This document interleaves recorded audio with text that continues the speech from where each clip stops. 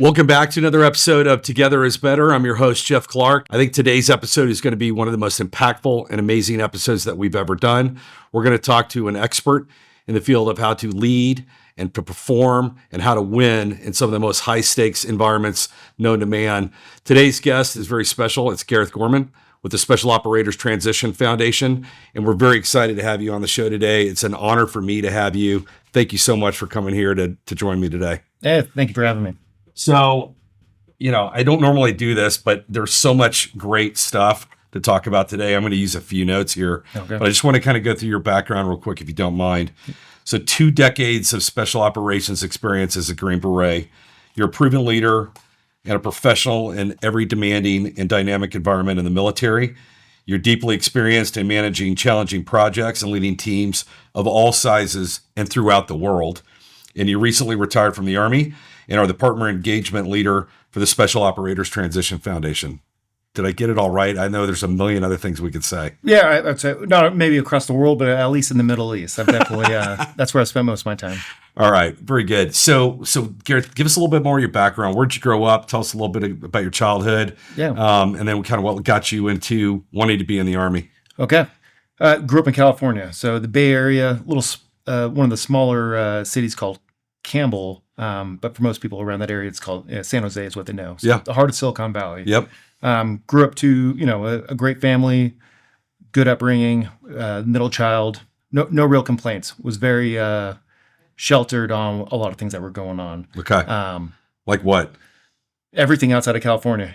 People ask me all the time, like, what college football team you follow? I'm like, why would I care about college football? Yeah, it's all pro. California. Yeah, California. Yeah, we have everything. We have surfing, we have hiking, we have snowboarding. Everything's at your reach. Why would we follow college sports? And it was a very funny way to what I say with that is California, we focus on ourselves. I did as a child, at least. Right. It was big into sports. That was always my driving force.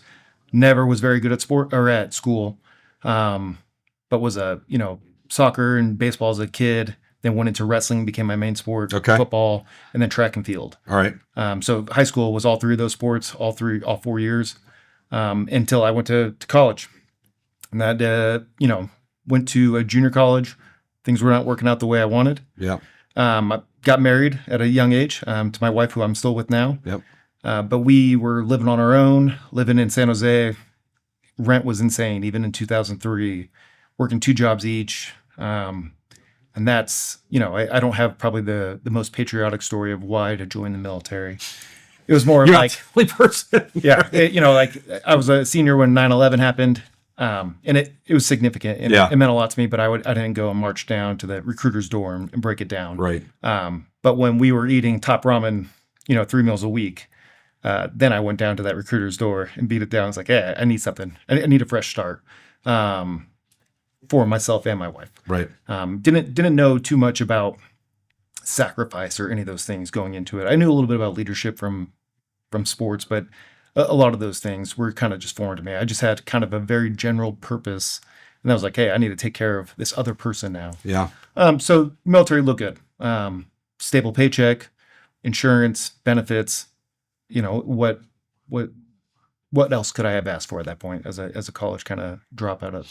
Why did you pick the Army versus any of the other branches out there? So I first went to the Marine Corps. Okay. But I have 2 reasons.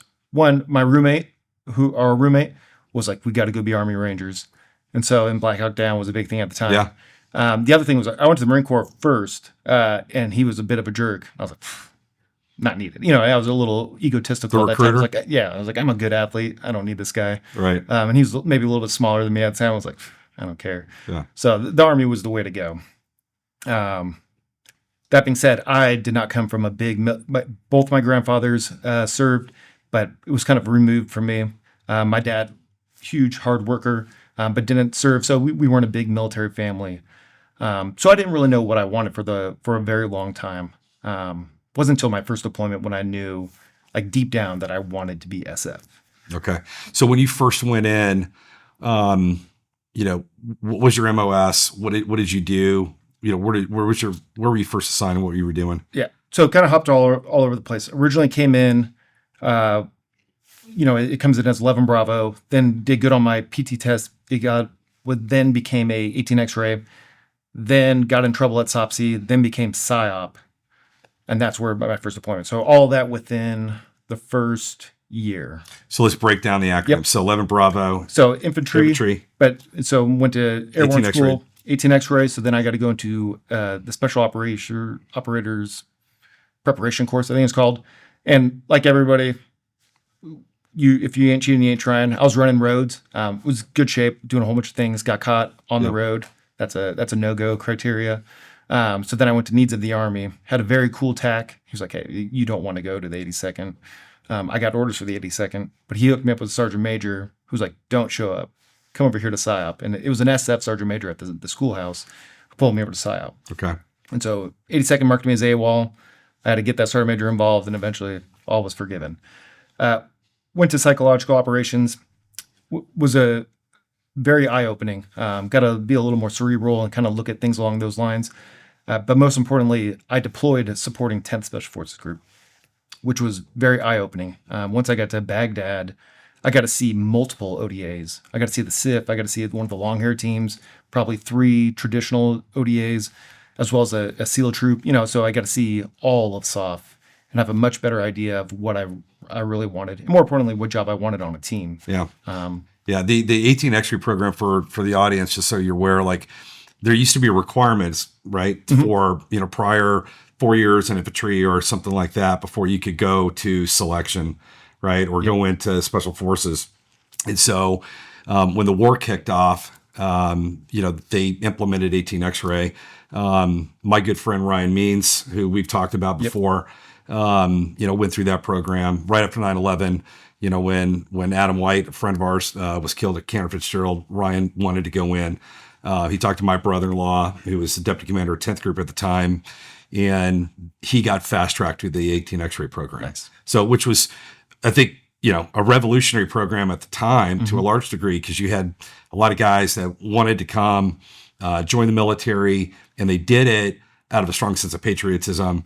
My buddy Ryan obviously wanted to get, payback. Yeah. Right, on the people that had done what they had done to, to friend Ryan, to Adam. And so that program helped propel him into Special Forces. So that helped fast track, I think, a lot of different guys into the pipeline.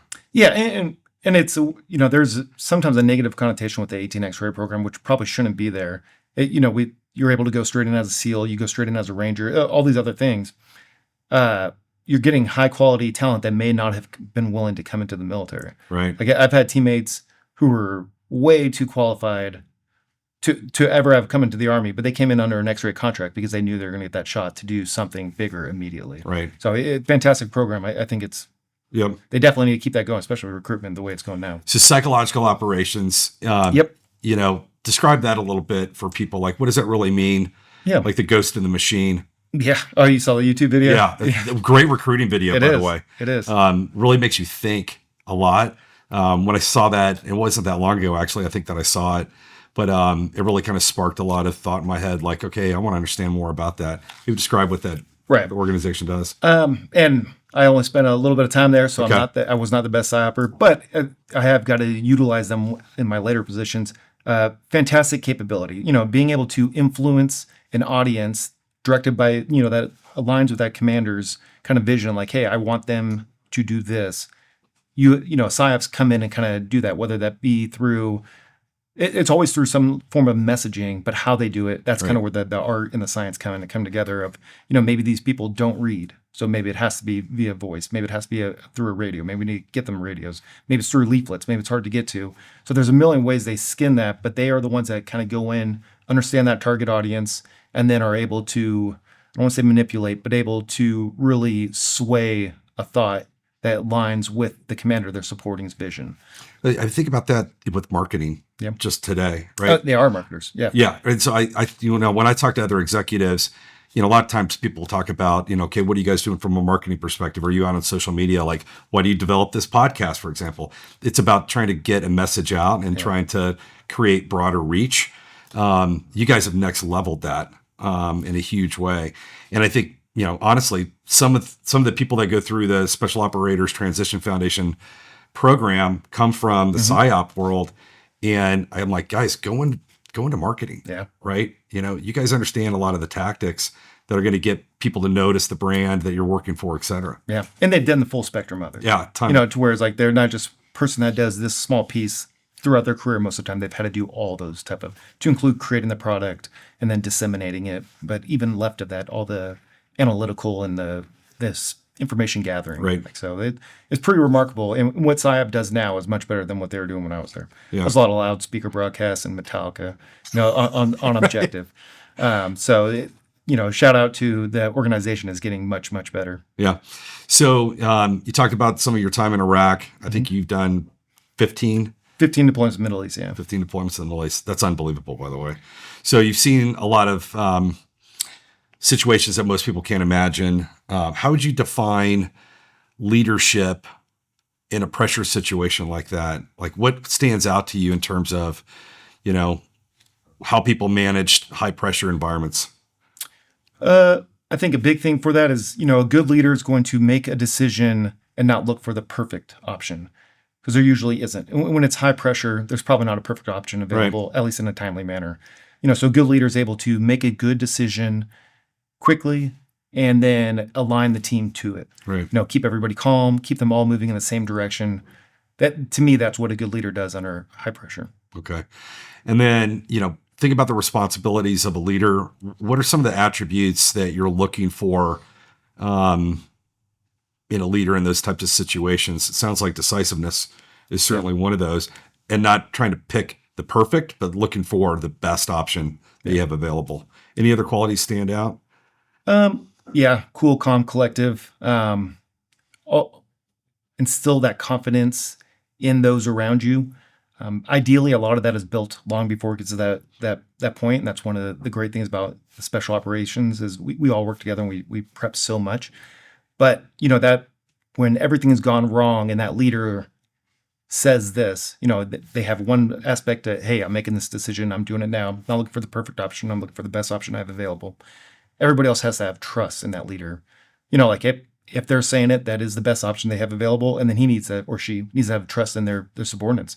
When I say it, I need you to be able to go do it and execute it to the fullest of your capability. So how do you gain trust as a leader without relying on rank or authority, right? Like in a team like a special forces team or anybody in special operations, you're the 1% of the 1%. How's that trust earned?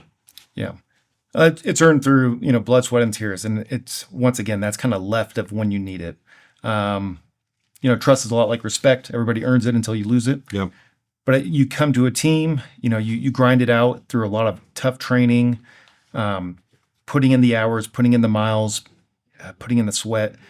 When you do that and you show that you've done the right thing every time they've asked it of you, mm-hmm. and then when you haven't, that you've corrected, it's okay to do the wrong thing. It's not okay to do the wrong thing over and over. Yeah. And as a leader and as a subordinate, it's like, hey, I messed up. I got to do better. And as a leader, like, hey, you messed up. I need you to do better. When they do better, that grows your trust as well. Yeah. So I think it's all in the preparation for the trust. Can you give an example where your leadership was potentially tested and you maybe had to rely on the team trusting what you were doing? Any scenarios that you can think of? Yeah. But when it comes to trust, I think that I've been fortunate. I've been on teams that we've been pretty tight knit. Right. My leadership has been tested in lots of forms, maybe not necessarily on the trust aspect.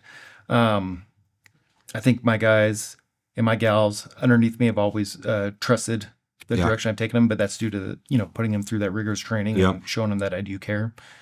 I think your leadership gets tested in many ways. Sometimes it can be as simple as you lost a teammate, you lost someone. Showing that you still have direction, you're still going the right way, being emotionally available is a big thing. That tests a lot of guys, a lot of gals. That's where they have a hard time. It's like, hey, how do I open up? Or, they want to close off because, becoming too risk adverse.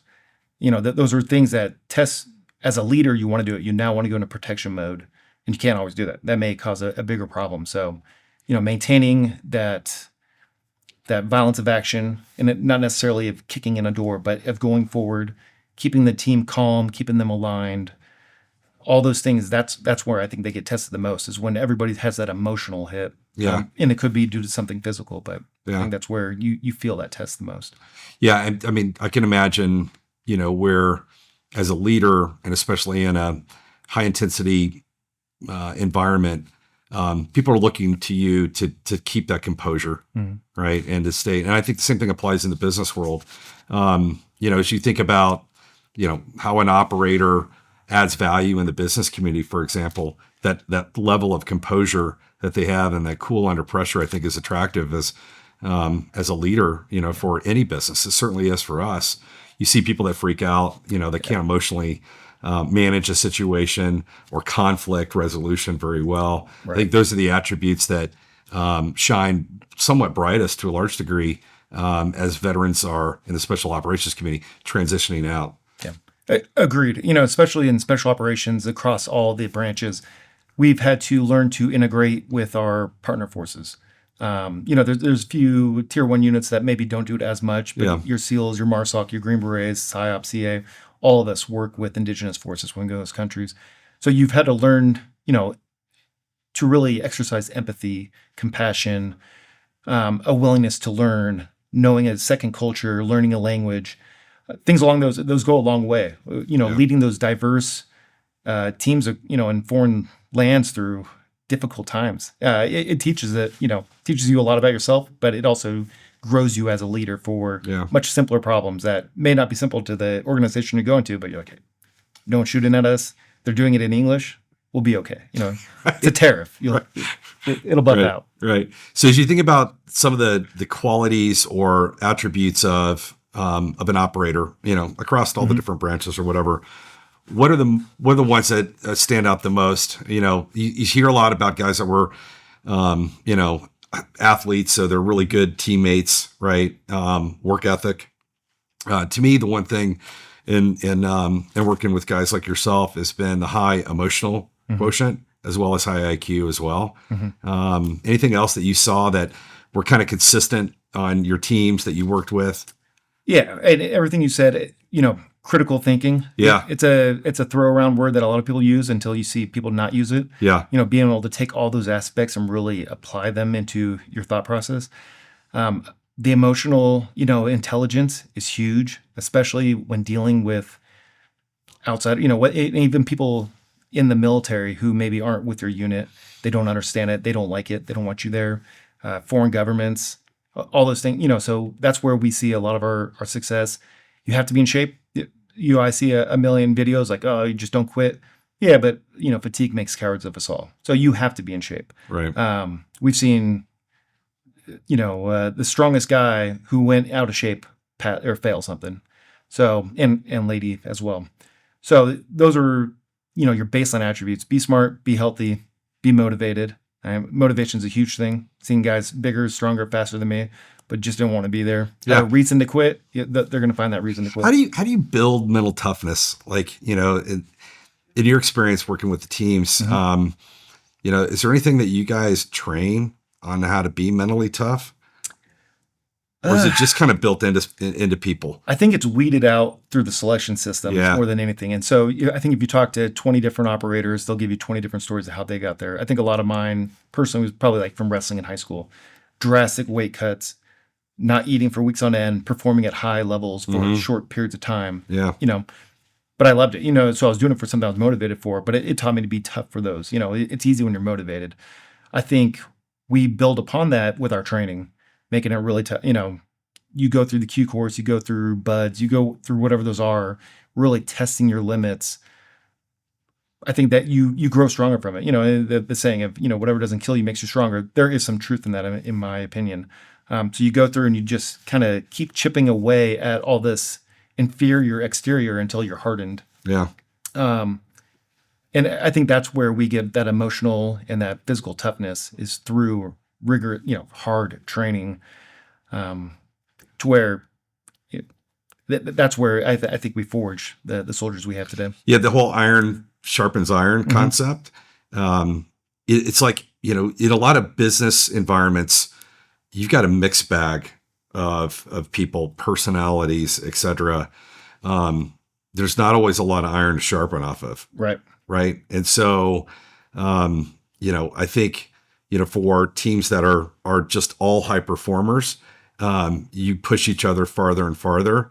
And that's why I'm a huge believer in recruiting only the best talent that are passionate about what they do, that have drive, because it just next levels everybody. Right. And that's what I've always admired about special operations is that performance for excellence, right? That's the standard, right? And trying to go hit it. And you see that very consistently. Let me ask you this. So, just on the leadership topic, so people get, promoted up, what advice would you give to somebody that's stepping into their first leadership role, either the first NCO role or as an officer that's going up and taking on more responsibility, or somebody that's walking into a leadership role in an organization that really hasn't had to be responsible for others? Yeah. Say start by leading by example. Know what the right thing is and start doing it. Don't hold people to a standard you're not willing to hold yourself to. I think that's right off the bat. That's going to be one that kind of wins every room. Yeah. You say you got to be there at 5, ready to go. Be there at 5, and ready to go. Listen, like that team that's already there that you're going into, they're probably going to tell you some good things, whether they're trying to tell you directly or not. But the things that they say, ask good questions. Understand the process of how they got to that point. There's probably a few vignettes in there to learn. Trust those below you, and then challenge them. And I guess give challenging training to where they trust you as well. So like they see your decision-making process, whether it be in a boardroom, and something bad happened, or if it's out in the field, put everybody through these dynamic environments, and you all grow from those things. And you can do that in training environments. You can simulate what a bad day looks like, whether it be Wall Street, dropping, or it's, security at this site going bad. You could do all those things, and you can try to simulate those. All right, this is what we're going to do. This is how I'm going to do it. Yeah. Tell me where I'm wrong. I love the training piece of that. A lot of businesses will focus on, sometimes just the execution, like we're going to go out there, but the preparation phase of that is always lacking. Yeah. Right. And so role playing, right, scenarios in businesses is huge, right? Like if you have a sales team, role play with them. Like, how do you handle objections? I mean, the same thing applies, with you guys. Like there's a scenario that goes down, right? How are you guys going to react? Right. You don't have time to think about it. You need to be kind of automatic, or at least rehearsed it enough, to where you're really good and sharp in your response. I think training is a huge piece of that as well. And you guys obviously train continuously across multiple different things. Question for you. So sometimes we've all got egos, right? Mm-hmm. Should a leader consider keeping that ego in check? To me, it's about humility. Is it easy to be a humble leader and still an effective leader in your mind? Oh, absolutely. Yeah. So the egos, ego and confidence sometimes get conflated with each other. I'd say, confidence is knowing, not necessarily knowing the right answer, but knowing that you'll get through it. Yeah. Ego is just assuming you have the right answer. So as long as you can differentiate those within yourself and be like, I feel we're going to get there, but I don't know what that right answer is. Yeah. Who's your team? That's where I think you can kind of put that ego to the side, ask questions, have people rate you, have your team, you want to check your ego. Hey, we're going to do a blind written test. All of you write one thing that I did wrong and have them turn that into you. And, that as long as, they don't fear repercussion, and on a good team, they wouldn't, even if they have their names on it. But, for their workplace, anonymous. Oh, awesome. I didn't realize I did that. And maybe one person said it, and maybe it's not, maybe like, oh, I know. But if everybody says that was Cindy, of course she said that. Or, 17 people said it, like, oh, yeah, that's probably something I need to check on, and that's where I think those are good ways to get that ego back in check. You're probably not as good as you thought you were. It's a self-reflection, right? Accepting feedback, right? Critical feedback as well, about performance or what you're doing, I think helps everybody grow. Yeah. And I think to your point, those that have an ego, it's a challenge for them because they feel like it's a personal attack on it versus an opportunity for growth. Right. Okay. And in the teams, it is a personal attack. You check that ego at the door real quick. Yeah. That new guy comes in, we handle it very quickly. But you can't do that in the business world. So it's a little bit easier to be self-reflective. There's more finesse required in that. Absolutely. It still happens, but there's more finesse. So we've talked a lot about kind of that leadership quotient of that. World-class teams. What separates, in your mind, a very elite team from just a good team? Yeah. It's probably a lot of the combination of a lot of things we've already spoken about, especially with leadership, but that preparation. A good team rehearsed it one time. An elite team has rehearsed it 100 times and then rehearsed every contingency they could think of. That way it doesn't matter what happened on that objective, what happened in that board meeting, what happened during that day, they're ready for it. And I've seen that even within the teams I've been on. I've been on some great teams and I've been on some truly elite teams to where, everybody that was around us understood it too. They could see it. And you could see a lot of that was due to the preparation. A lot of it's due to that leadership, that trust, but the preparation is what builds all those. So when you're going to drive to this objective and you're going to kick in that door, as soon as you get in the house, that's the easy part. But what happened en route? Did we hit an IED? What if the road wasn't the right way? Are we ready to flex? Like a good team has already planned for every single thing they could think of. Yeah. And then they rehearse it. Yeah. There's so many similarities from the military and what you just described in a lot of ways into the business community. It's like walking into a very important meeting, right? And, somebody doesn't know their numbers. They haven't really thought through the objections that they've got. They haven't figured out how long it's going to take them to even get to the meeting. So somebody shows up wrong. It's the discipline of that, right? And it's the preparation of it. Let me ask you a question too around high performers, because obviously all you guys are super high performers. How do you take a high performance group of individuals and then turn them into a team? Like, there's a methodology to doing that. But it's almost like if you look at an NBA team, this is what I've always hated about the U.S. Olympic team for basketball, because you always had unbelievable individual contributors, but they always played, below par of what they could, right? Because they were never a team. So how do you merge those? Is it possible? It is. In a perfect world, this is where a lot of that art of that command comes in. So we'll say to an ODA, what I've been most familiar with, you get a new guy comes in, or you're building a new team for whatever reason. So like in my company, we ghosted 2 teams and we brought them back. So looking to institute those 2 teams. Sergeant Major, the warrant officer, the major are sitting there looking at it. They're looking at the personalities that are available. Yeah. Who will do well with this team sergeant? Because sometimes you have a really strong team sergeant and maybe a weak captain. Okay, let's pair them up. Not so much to where the team sergeant's overruling him, but to where he can help strengthen him. Yeah. Maybe the warrant's even keel. And amongst those 3, you could kind of go that way. And so you take maybe your leadership, your board members, and you kind of develop them that way based off their strengths. Then looking at the individuals, you do the same thing. Maybe not as important, but like, hey, who is going to test the team sergeant in a good way? Who is going to sit there and just be a cancer to this team? And that happens. And sometimes it's just a simple move. But that's where I would say the art of it comes in. And sergeant majors, most of the time in the SF, they're the ones who handle that. They sit there and they look at the personalities and say, these are gonna drive together nicely, and these are going to clash. And it's okay sometimes to clash, but you need to know what does that look like. Yeah, I think the personality thing is huge from a team dynamic standpoint. You see it in senior leadership teams, where they recruit different people in, and they don't mesh. Right. For whatever reason, and there's conflict, and that is a cancer. Oh yeah. In any business, and that's where reputation and referral matters. Yep. Reputations, in special operations is very important. Yeah. Right. As an operator, same thing in the business community. Right. And it's kind of based on the same things in my experience, which is trust, integrity, high performance, right, excellence, and then other things like how do you handle conflict? Yeah. So as a leader, what are some of the things you learned about how do you handle tension or conflict on a team? I've had lots of different ways. Probably my favorite way I did not develop, but it was definitely my favorite. Maybe not safe for work, but we had an award that when I was on one ODA, we called it the Dick of the Week. And so every single person on the detachment had to vote one person and one thing they did wrong. Right. So you couldn't pass on it.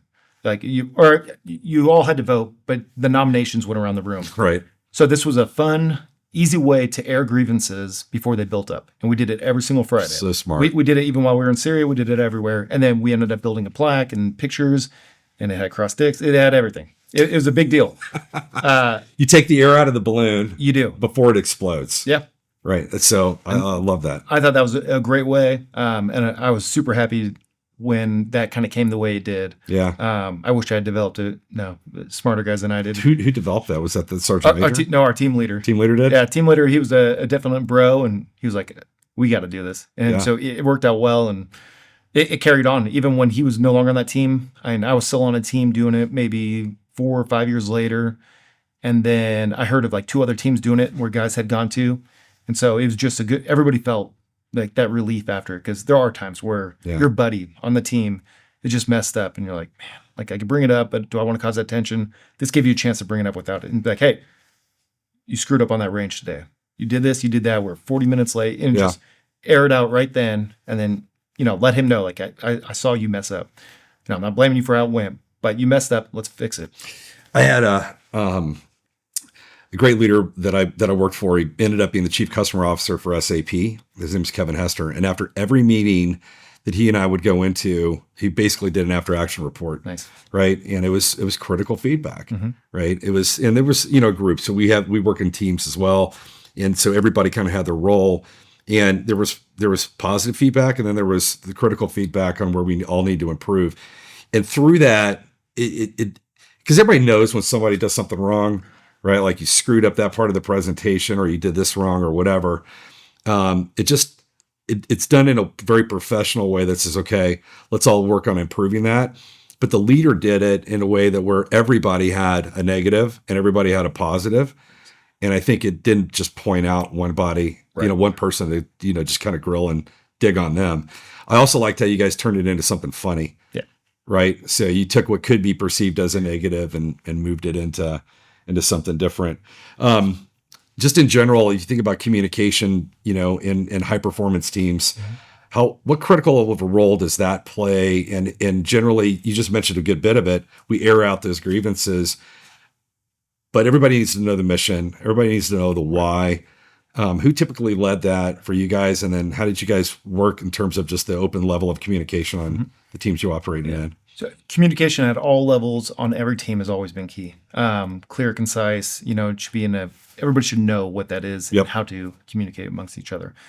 Who did what all depends on a million things. On a typical ODA, it could be any of that leadership kind of driving the train on that. It should all be nested underneath that team leader's mission. Yeah. So, as a team, you have a mission statement, but that team leader owns that, and that's nested underneath his hire's mission. Just like a department within any organization, they are doing it, going in the same direction as the organization. So that the team leader owns that, but a lot of that tactical planning and routes can be done by the team sergeant, the Bravo, whoever it might be. Ideally, you're playing into strengths and then bringing other people along, and so that they can strengthen it along the way. Yeah. So no one person should ever be the focal point. And if we're doing anything complex, honestly, you're probably going to split the team into a few different groups. They're all going to come up with different plans. You're going to throw your intelligence guy to the side. He's going to red team it and then start shooting holes into it while the commander sits there, because he's going to ultimately say yay or nay. I love the red team concept. Can you describe what that is? Because I think in the business community, there's real relevance to it. Yep. So for a typical operation, a team, say 3 of you got together and you planned out a direct action raid. And so you're going from point A to point B, and maybe you're doing it via helicopter, and you're planning out every detail: who's on what bird, who's doing what, security positions, assaulting, where those helicopters will land, what doors you'll breach through, how long you'll be on target, what you expect to find, start to finish. Once you come up with that plan, you sit there. Now you go step by step. Okay, we get here, 160th rides, we're about to launch. That intel guy goes, okay. They don't get here, what happens? And they could be as detailed or, as much of a jerk about it as they want. Say, they do land here, okay. What are you going to do? Yeah. We're going to cross-load into 3 birds instead of 4. Okay, cool. Can we still execute the mission? Yes. Okay. Go over. We now have our 4 again, just to keep it going. This happens. We take fire. What happens? And you just go piece by piece, and he brings in, ideally, the most likely thing that could happen, and then every once in a while sprinkles that most dangerous, especially if it is a real danger. With that, it tests your plan. If you can't sit there and come up with a an explanation, a nice column in the planning room, you probably are not going to be able to do it on the ground. You know, if you have no way to, if they shoot you from this building that we know holds, you know, munitions, we know it's an ISIS stronghold. What are you going to do about it? Like, no, you can't. We shouldn't go right there. You know, you have no answer for that. We don't have C-130. We can't do this. Whatever it might be. So that's where that comes in, and really just tests the strength of the plan. So the scenario-based contingency planning, right, for leaders, in my experience, has been, I mean, not necessarily here, you know, like in with the teams we have, but I've seen in the past, right, you know, to where, hey, we want to go do this, and you know, the red team approach to that, or whatever you guys call it, is so important, because a million things can go wrong, but there's probably 3 that are most likely. And then what are we going to do if that really happens? Right. So taking the time to go do that, I think, is super important. Do you have a story around something that you've seen a team do that has been to pull off the impossible? Like when you plan it precisely, you don't have to give a ton of details, but maybe an example of that? I wouldn't say impossible. So the military as a whole, especially on like your tier 2 units and below, we are a little more risk adverse. So if we don't think it's possible, we're probably not doing it. Outside of a rescue mission, right? In that case, then all assets are forward. But on a planned operation where it looked difficult, we didn't expect it to go the way. I've been fortunate and been on quite a few. I'll bring up one from maybe my 3rd trip to Iraq. Task Force South, without getting into the units they had multiple HVIs that were in an area closer to ours, a spot called the Jilla. So these were all Kataib Hezbollah terrorists, and it was the leaders of them. They were not on our radar. We didn't really care about them until they did pop into our kind of intelligence apparatus. So we start collecting on them. We're looking at them like, oh, cool. You know, there's these guys over here. They look like they're boneheads. That gets sent up through the intelligence reports. It comes back down, and so now Task Force South, which has all the assets in the world, is like, hey, we want to execute this. We need you guys, what we call triggers, just meaning that we can identify when and where that person will be. We don't really want to do that. We kind of push it back and forth. We end up winning. To turn a very long story short, we end up winning and get to execute the target. So it's about 6 houses with 6 leaders in it. We end up getting about 8 UH-60s. You know, we get 160th. We get the Navy's version of it. We get an AC-130. We get 3 Preds, Apaches, 27 vehicle convoy. And so, because this is a big deal. Most of these assets. Most of these assets aren't ours, and these are not what we're used to getting in SF. Without hitch, everything. Yeah, we were, I think it was 5 HVI, but we were jackpot all the way across the board. 0 shots fired, you know, detained something like 20 plus, military guys came out there, and they were the right objectives, you know. It ended up being a huge success. It was awesome. We had generals and people that we never heard of coming by to tell us what a good job it was. For people and to take credit. Well, no, they were just telling they were really happy. And to be fair, they were happy the other unit didn't get to do it. Yeah. The other unit had messed up a few times, even though they were a little bit more high profile.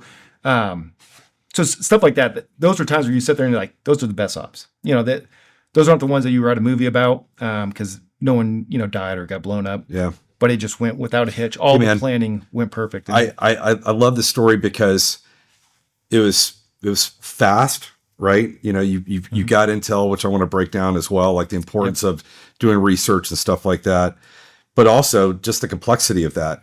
I mean, the way you describe it with all these different assets, and for people that don't really understand what some of that was, predators, right? So drone capability for surveillance, and then Navy working with Army, working with these other units that are going into this complex environment where you don't really know a whole lot, but you think you got enough there to pull it off. Yeah. Those are complex. And that's kind of the whole point, I think, of what makes special operators unique is your ability to be dynamic and to take a very complex situation and very quickly come up with a solution that's going to work. And the beautiful part of that one was no shots fired, nobody got hurt, right? That's ideal in any scenario. And I think it highlighted on 2 levels the trust game that we spoke about earlier. So our SOTF commander, who, toxic, one of the worst leaders I've ever had, and happy to have that out there. He was horrible. He wanted to send our AOB commander, so an 04, a major, to come down and to manage his dual ODAs. We brought in a second ODA to help with it. That commander had all the trust in the world of us. We were a really good team, and so was the team, our sister team that was supporting us. He came down because he was ordered to, and then he left. He did not command it. He did not GFC it, and he gave it back to our team leader, who was a very seasoned. He was a E8 before he became a captain. Okay. He'd been around E8 SF, did the invasion. So he was ready to go. So you saw trust go both ways, and it worked out the way it was supposed to when the commander who trusted in us allowed it to happen. Yeah. I think a toxic leader is the worst thing that you can have. Absolutely. Right. And that's the malignant cancer in any organization, right? Because it spreads everywhere. And unfortunately, they're ubiquitous. It's not just in the military, it's sometimes in the business community as well. And then again, that goes back to the whole thing around reputation. Yeah. You get a reputation for that. I know people that, have bounced between a lot of different businesses because of that reason, right? They're a toxic leader and they bounce from one to the other. And the problem is they can't ever recruit anybody or nobody wants to follow them. Right. And so you get followership when you have strong leaders or people that have high integrity or high trust, which I think is great. What lessons do you think are the most important out of your career in special operations that are transferable to the business community? I think first and foremost, for the business community or as a leader, I guess. As a leader in the business community, right? Like, I think, truly caring for those around you, not just caring that they do the job right. Yeah. Caring for who they are, what they bring to the table as a person. I think that'll go well in any single organization, community, job. Having a good work ethic. Yeah. Being open to learning, to growing,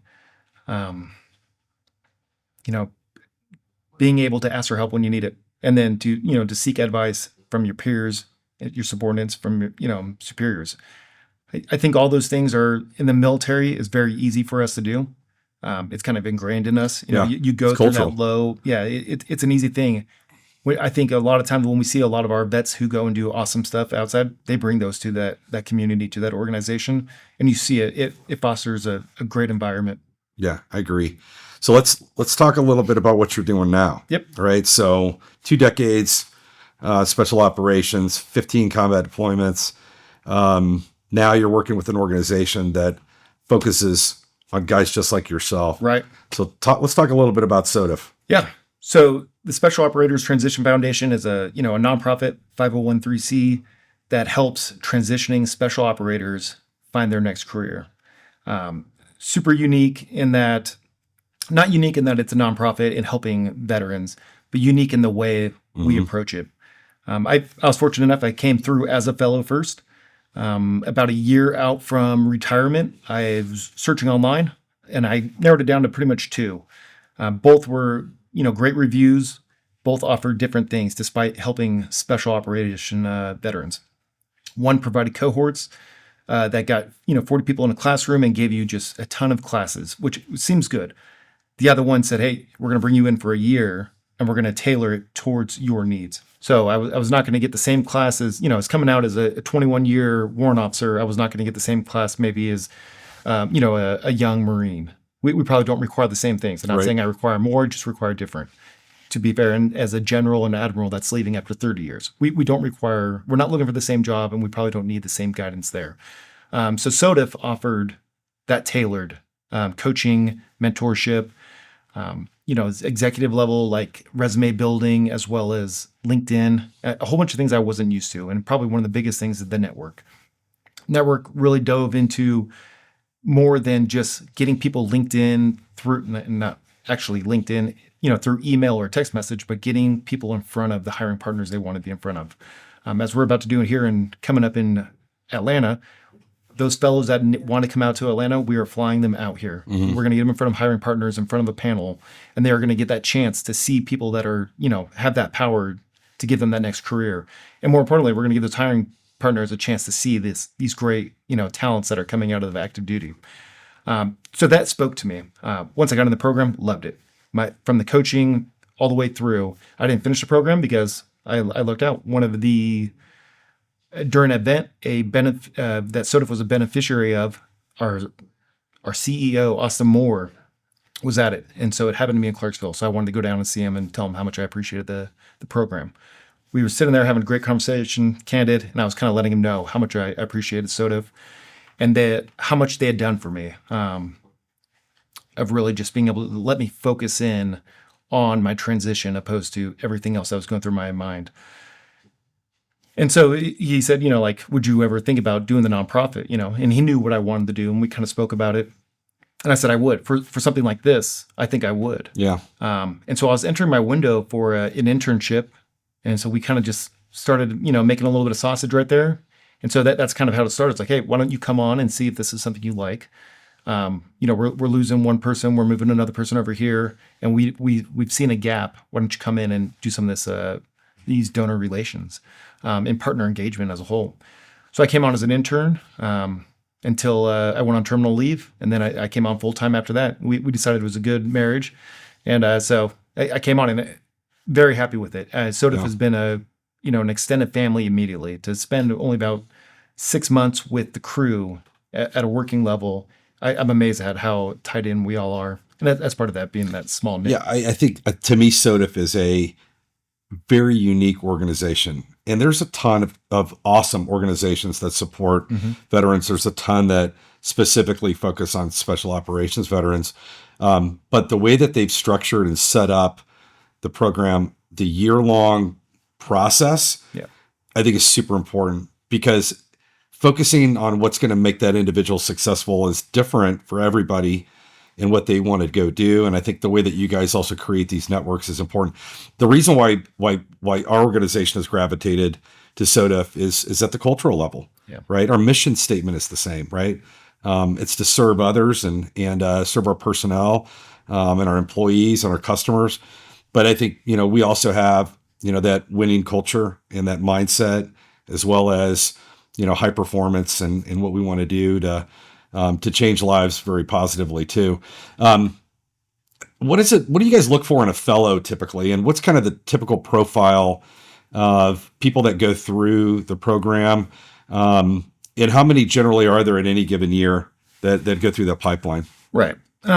Because we don't have a cohort, it's a revolving door. So someone might leave today, and we might pick up a new person tomorrow. But there's about 330 in the program at any given time. That could go up and down 10 each way. Looking for, they have to, unfortunately, we wish we could help everybody. They have to have been a special operations operator. So a little bit more specific than just being within a special operations group or unit. They had to actually have gone through some type of assessment and selection. With that, we know there's kind of certain traits that most of them have, probably at a 90% rate. They're going to be good decision makers. They're going to be tested leaders. They're going to have that critical thinking. They're going to have great situational awareness. They're going to know how to operate in diverse environments, amongst a diverse group of people. They're going to be motivated, educated. So those things we expect for the most part. And then everything after that's kind of just icing on the cake. Yeah. The program itself, the training, the workshops that I've attended, where you've got great leaders. Our COO, Steve Brott, he was a speaker. He got really rave reviews from the team. And it's about taking people from the business community and just, passing along knowledge and doing a knowledge transfer, but also just listening as well and helping people understand. I don't think a lot of businesses understand the true capabilities that special operations veterans bring to an organization. And I think SOTF does a really good job of introducing that, to a lot of these business leaders. Absolutely. So while SOTF helps the fellow translate those skill sets, those capabilities on that resume to go out, they also, getting with those hiring partners, they're kind of doing it on their behalf. Because when we get these great relationships, hey, they may hit up our director of corporate engagement and be like, this is what I'm looking for. She can translate that into military speak and be like, this is the right person for you. This lady is wonderful. This guy is perfect. So the translation goes both ways. And SOTF is a great buffer to bridge that gap, which is kind of, I guess, not buffer or bridge. Well, one or the other. They get buffer or bridge. But so SOTF is great on doing that, of just connecting that being that connective tissue. Yeah. And it's in the key cities around the country too. Absolutely. Right. And willing to go anywhere. But we go where the fellows want us to go. when it comes to, especially for networking and for workshops. We let their demand dictate where we go. I tell leaders all the time that when I introduce them to, hey, this is what SOTF is about, that if they're looking for critical decision making, if they're looking for dynamic thinkers, to all the stuff we've talked about earlier in this podcast, right? About their ability to create teams, right? To think differently in their organization, to be true game changers. This is the organization that they need to tap into. Absolutely. Right? The greatest pipeline of talent. You get these avalanches of resumes from different people and trying to sift through that. It's like, look, if they've gone through the hardest selection in the most harsh environments, in the most high risk environments, right? And they're the best of the best, like, why wouldn't you pull them all the way to the top of the list to consider, right, for a role in your company? Just think about what they can do to be a game changer. Yeah. And we've had other CEOs reach out to us and be like, how do I get another him? Yeah, exactly. Another her? Yeah. And that's the best thing to hear. And we lean right into it. Yeah. It's private equity leaders, people that have portfolios of companies. I've met several through the SOTF events, right? That are like, that's the exact profile that I want to be integral in, how we grow our business, for example. Absolutely. And then, you've got big corporations, you've got Delta, Home Depot, et cetera. But I find that a lot of it's more of the entrepreneurs, right? And people that run smaller businesses that understand the impact that guys like yourself can make in the organization. They gravitate pretty heavily to that as well. Yeah. Creating and growing organizations is what most of this office had to do in some capacity, especially overseas and in very tough work environment. And not necessarily just because it's dirty or hard, but because of how, like the language barrier, the cultural barrier. That's what our people do. That's what our fellows have done to get to this point. Startup, a young company that says, hey, we just don't know how to get there. Give them this dynamic and difficult problem set. That's where they flourish. Wading through uncertainty is their best part. I always say, take the world-class athlete and teach them the sport, right? Because it's really hard to get all the stuff that we talked about around discipline and creative thinking and drive and passion and all these other things. Those are all the key ingredients that are going to make a difference in your business. And everybody's business is different. But again, a lot of this stuff is so transferable to the business community. I mean, we talk a lot in acronyms sometimes, right? But all of those things apply very equally, right, across the business world as well. If you could say, there's probably going to be a lot of different business leaders that are going to be watching this. What would you like to encourage them to do and how to think about special operations veterans and their potential workplace? So if you're a CEO, a hiring manager, a board member, I'd say reach out to us. We have a talent pool that you did not know existed, and it's a talent pool you want to get involved with. We have, for all the reasons we've listed, but we have people who are motivated to go and start a new career. And that is from all aspects. There's probably no industry that we don't have someone that wants to get into. Yep. Reach out to us, come become a mentor, become a hiring partner, donate. If you like the product that you get, donate to us. We are a nonprofit. We don't charge them. We don't charge you to hire them, but we do need a fundraise and we do need the money for that. Support our organization if you want to support these transitioning veterans, because these heroes, which is a weird term, like I would have never said that about myself, and I still don't. But reading through these bios, they are heroes. There's some amazing stories that they are never going to tell you about. They just want a chance to have a new job. Yeah. Reach out to them. Reach out to us. We're going to get you involved, and we're going to get you, some of the best talent you've ever wanted. I look at it too as, not just from we want to improve our business, but one thing that's been missing in this country a little bit is a sense of obligation and accountability for us, right? Like, we owe you guys an opportunity, right, for everything that you've done. And so if you're a business leader and you're in a position to do something about that, you should absolutely, right? Again, it's going to change your business, but it's what being an American is all about. Right. It's what being a patriot is about. It's about giving back in its service. There's a lot of great things you can give to, but very few people has given as much as that community has to all of us collectively. So I think there's a duty for everybody to go do that. We have an event coming up. We're very excited about that. It's June 5th. Do you want to describe what's going on? Absolutely. So it's gonna be awesome. So June 5th at the Governor's Gun Club over in Kennesaw, we're gonna have two events. Our daytime event's gonna be a shooting event to where you can sign up. and buy a ticket. And so we're going to pair you with operators. You're going to learn to shoot pistol, rifle, shotgun, probably have a few other fun ones out there. Compliments of you. Yep. You're going to have lunch, it's provided from Copeland's. Like it's going to be a great time. That's going to be 3 to 4 hours long. Then you're going to get a VIP time with our guest speaker. So then that runs into our evening event.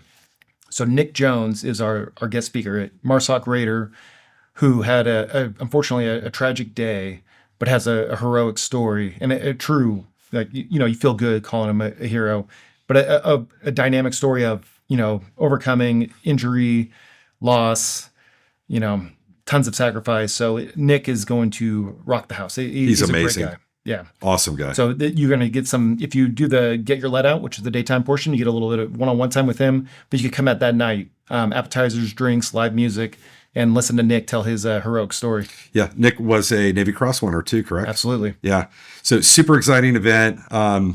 SOTF also, you guys have these events all around the country. Yep. So if you go to the website, which, we'll share here in a second, what are the other events that are coming up for the rest of the calendar year? Yeah, so we'll be up in Detroit with the Detroit Athletic Club. That's going to be just in a few weeks. We're going to be out in LA for a nighttime event. We're going to be in San Francisco.